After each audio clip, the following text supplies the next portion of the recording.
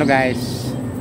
Ayan guys, dito tayo sa ating tanim-tanim at i-kultivate ko siya guys. Alisin ko yung mga malalaking bato. Ayan guys, yung ating ito guys, yung ating tanim na langkawas. Yung langkawas parang luya siya guys, but ito yung mga native sa probinsya na masarap din ang laman nito. Similar sila ng luya, but ang kagandahan nito, tumataas siya. Ngayon pag ito yung marami na, yung kanyang ubo dito ay napakasarap guys na gulayin o ihalo sa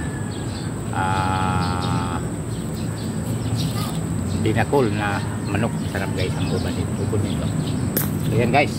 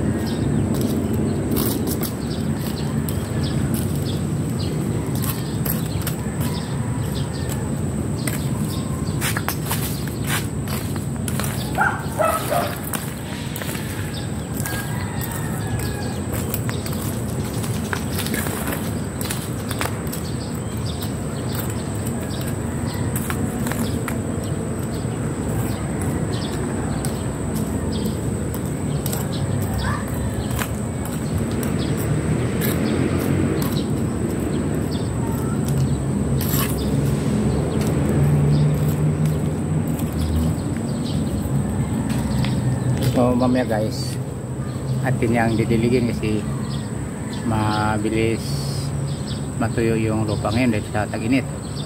Sa panahon na ganito kailangan laging agahapon ay didiligin natin yung ating mga tanim-tanim. Yun muna guys ang ating ibagi sa ating pag